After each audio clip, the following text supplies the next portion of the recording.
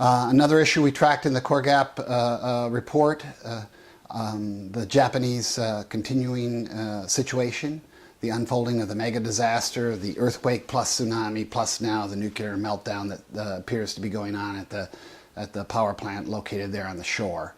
And the key thing we'd like to point out in this issue is how it has jeopardized basically Japan's rather privileged niche position atop a lot of global supply chains.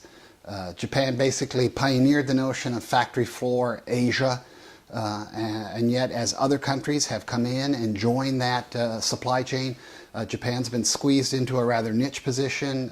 Most expensive labor in Asia does the most technical production, and now with this very substantial discombobulation caused by the mega disaster, you get a lot of chains, supply chain players basically reconsidering not just their reliance on Japan as a result of this disaster, but this comes at a time when they're reconsidering their reliance on Asia because of the overall rise in labor costs.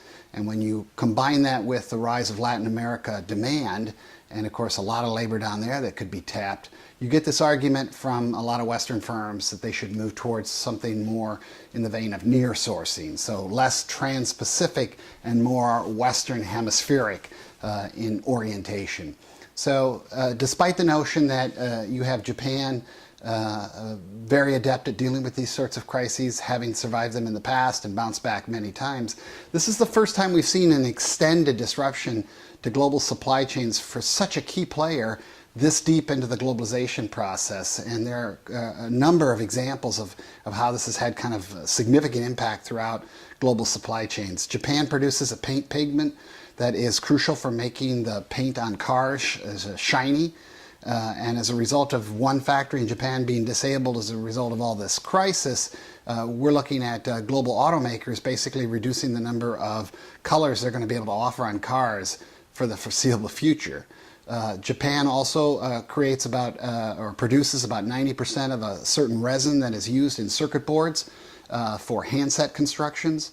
That's going to be a big problem in terms of the electronics industry. Also, Japan produces about 60% of the silicon wafers for global supply chains. So you take that very key aspect of all these different global supply chains out of the mix, and you have the danger here that the longer this thing drags out, Japan really risks having the global supply chains begin to discount its reliability so much that with this larger move to near source, Japan could find by the time it's able to get itself back in shape, supply chains have moved beyond it and past it and started to exclude it and started to reduce their reliance on Japan. So recovery, yes, but this is going to be possibly a very transformative experience, truly a system perturbation for global supply chains, and very much so one for Japan itself. Again, Japan has a lot of history with these sorts of mega disasters. We've seen in the past where a disaster like the 1995 Kobe earthquake turned Japan inward. We've seen disasters in the past, the 1923 mega quake that basically set in motion, to a certain extent, the turn towards militarism and the expansive, aggressive outward stance.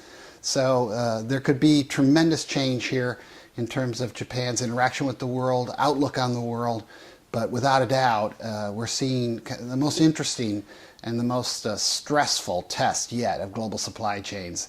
And it'll be very revealing for other countries that may exhibit or experience this sort of challenge in the future, how Japan deals with trying to integrate itself back into these chains and not lose the position that it's worked for these last several decades.